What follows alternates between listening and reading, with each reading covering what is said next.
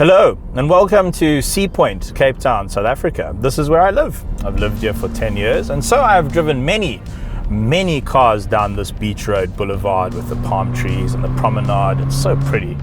Today I'm driving something quite special and very yellow. Dream, search, drive. Cars.co.za.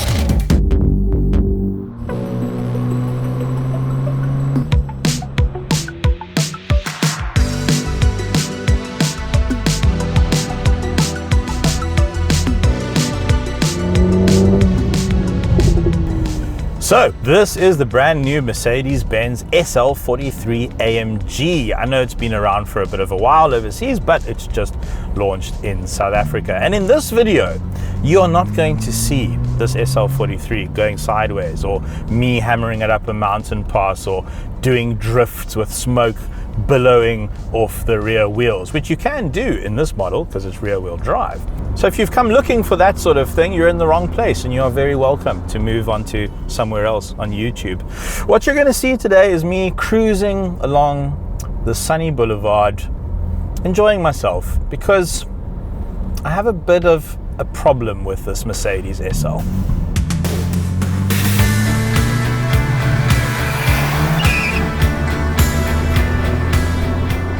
Right, I'm in a convertible in Cape Town. The sun is shining, so what is the point of having the roof up? Let's sort that out. Press a button here at the bottom of the screen, press once to engage, and you can do this up to 50 km an hour. Beautiful new soft top on this SL, which you can have in 3 different colors, red, gray, or black. Right, that's better. Oh, the screen moves automatically for glare.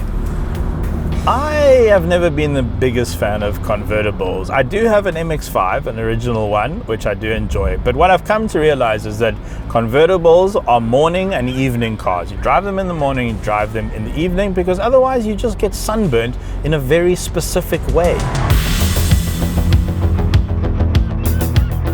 Right, let's get into this SL43 AMG. It's currently the only SL you can buy. There will be some V8s coming later. And the news here is that this is a 2-litre 4-cylinder turbo. It's a very fancy new turbo. They're calling it a world first. It's an electric gas exhaust setup. Very fancy, very smart. It's a mild hybrid and it's from the C43. But interestingly, in the C43, it has a bit more power. So it's actually been detuned for the SL, which is interesting. So 280 kilowatts, 480 Newton meters, 0 to 104.9 seconds, which is about the same as a Volkswagen Golf 7R. But yeah, what do you guys think of a 2-litre SL? I mean, it's fine, you know, it's nice for cruising and everything, and I suppose it's fast enough, even though actually at those figures, that's actually less power than you get in a new Toyota Supra, the Mark V. And this costs twice as much. So what is the price here? Well, this price is just under 2.5 million Rand, but the unit that I'm driving has 420,000 Rand worth of extras. Now, let me try to remember what those are. These seats are 40 grand. The AMG dynamic package is 60 grand. The heads-up display is 20 grand. The 21-inch wheels, because you get 19s as standard, those are 100 grand, or just under 100 grand. The squeaky brakes seem to come as standard without you having to pay extra. And the sound system from Burmester is 100,000 Rand optional extra for a sound system. That's quite a lot more than I paid for my entire Lexus LS400, which is interesting. Imagine the sound system you could put in your house for 100 grand. So I've been getting my money's worth out of the sound system today, which we'll cut to in a bit. Here's the build up, going up.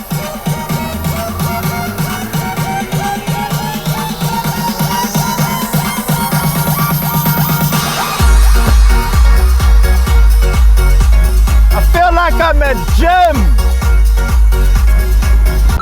So let's recap here. 2.5 million Rand, 0 to 100 in about under 5 seconds.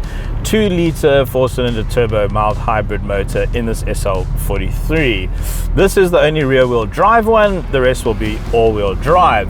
It does have launch control. It's got race mode. It's got an active exhaust. So when you change the dial here and you put it into Sport Plus or Race, it opens the flaps and it actually sounds pretty good. I'm not gonna lie, I actually quite like the sound of it. It's not very loud, but that's fine. It's kind of bassy, which is quite surprising for a 4-cylinder. So it's not characterless, but it's not a V8. And we don't have pricing on the new SL55 and SL63. They haven't arrived yet. So it's gonna be interesting. If this is 2.5, how much is a V8 going to cost you?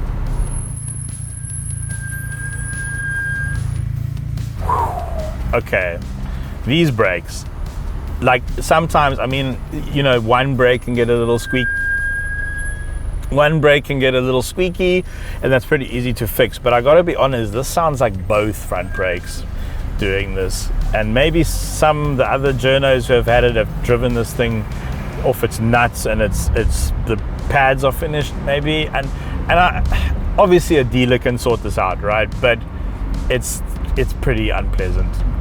It's loud. I don't know if you can hear it on camera, but it's loud. And now we get to the problem that I have with this SL. And it might just be a personal thing. First of all, I think it looks beautiful. It is a stunning car, and it's getting a lot of attention. In fact, someone pulled up next to us in another cabrio, and he was like, so it's beautiful, and so box ticked, you know, they got that right. It's a stunning new car. But in my mind, SLs are grand tourers. I mean the SL500 is an iconic car, and yes, there's always been SL63s and SL65s with V12 engines that breathe fire, and SL Black Series, but you could always buy an SL500, which was the soft-core, wafty version of this car.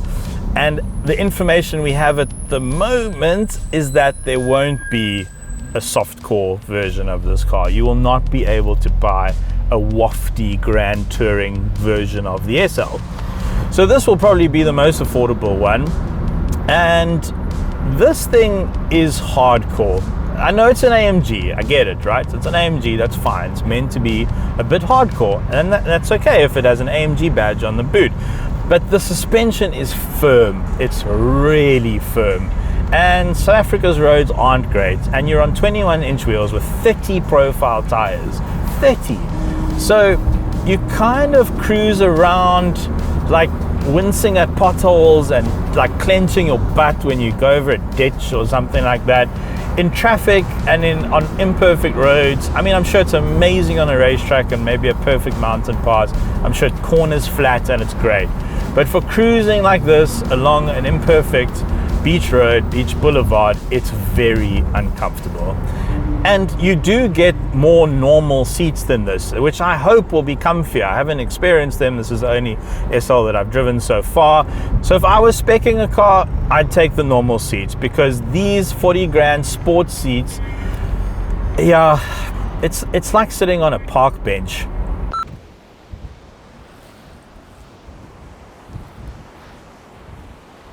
Yeah, that's about right. I could not do long distance in these seats. I couldn't. I just couldn't. It's really hard. It's really uncomfortable.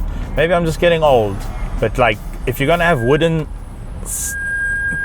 suspension, then maybe give a soft seat, nice padded, you know, like a kind of a, I don't know, like a Lexus or an old Jeep Cherokee. That was like sitting in like your grandma's lounge.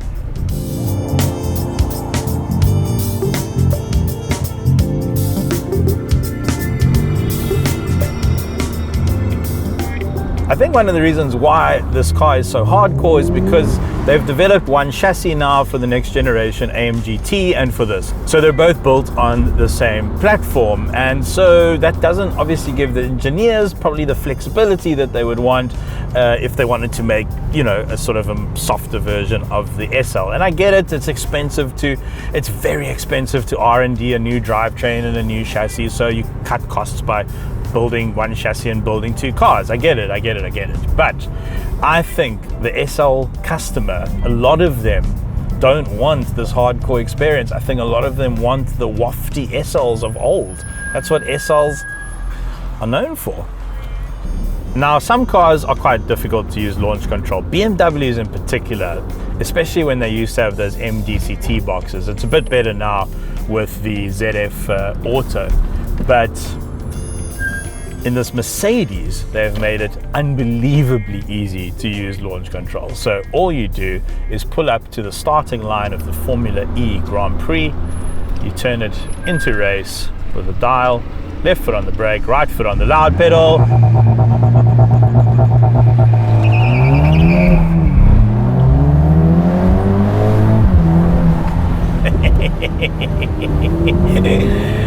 The traction is not great surface actually, even though it's literally the Formula E Grand Prix circuit, so it was spinning a lot and it short shifted, which was quite interesting. But yeah, that's not a bad launch. I mean, is it 2.5 million rands worth of launch? Not so sure.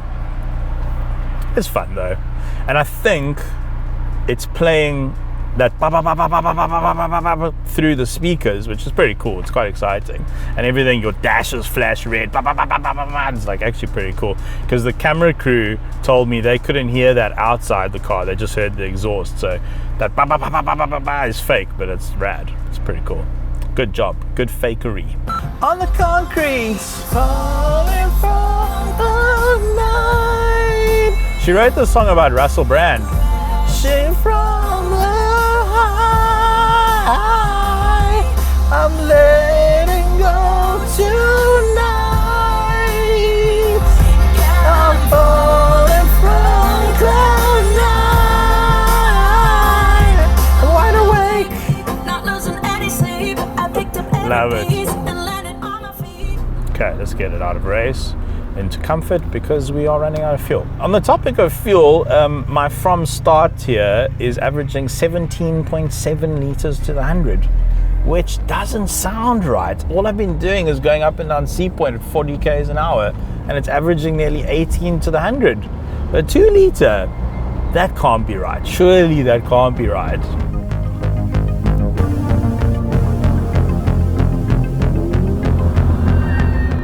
Something they have got right in here though in this SL, and it's something Merc seems to be battling with a little bit at the moment, is the interior build quality and materials. It's really nice in here. It's lovely. It's well put together. It looks good. I love the contrast stitching. I really like these yellow belts actually. It's quite a nice touch. And it's a fairly simple interior, but simple in a good way. It's like minimalist and it works. Leather all over the dashboard. It's a good interior.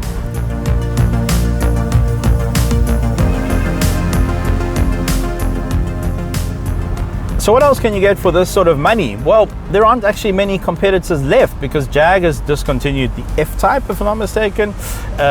You can't get an M850 anymore. You can only get an M8 Competition, and that's an extra 800,000 Rand on top of this, but then you also get nearly 500 kilowatts, which is a lot.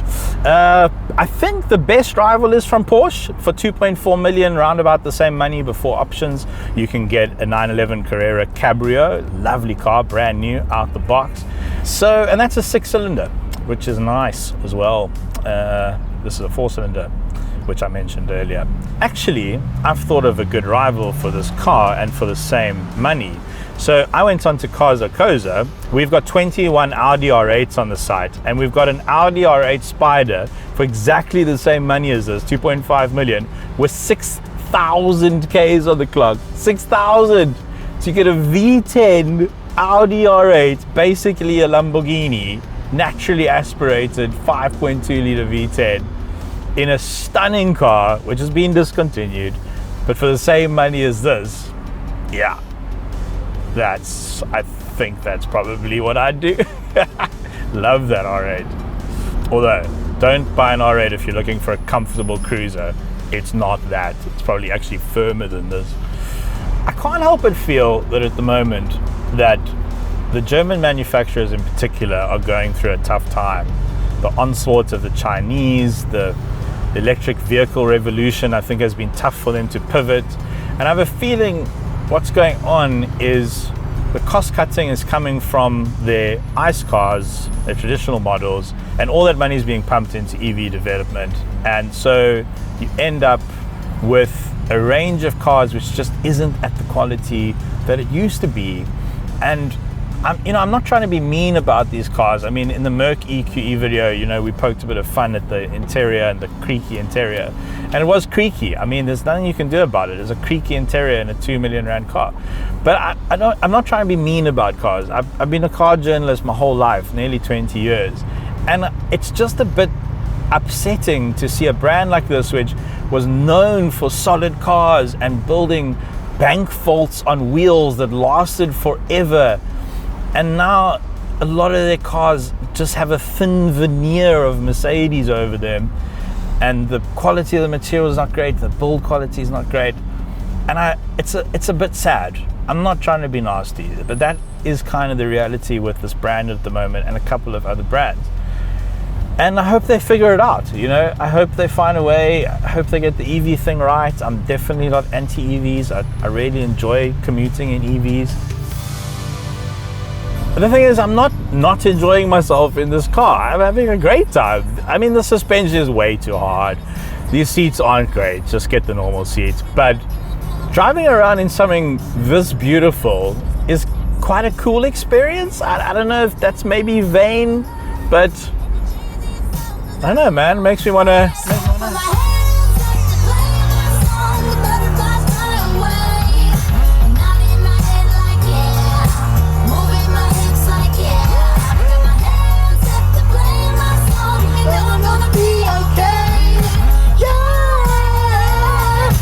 Party in the USA. Thanks very much for watching. If you're looking for a review of a used car, we have over 700 videos on the channel, so just head through our back catalog. If you're looking to sell your car, you can sell your car through Cars.co.za. Just head to our site, click sell car, and if you don't have our app, go check it out. It's really, really good. It's completely free. Find your next car on Cars.co.za. I'm Ciro De Siena. Thanks very much for watching. See you later.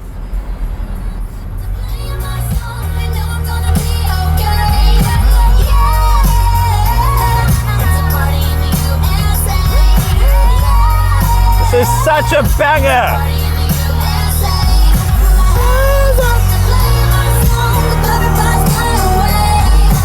This is what convertibles are for.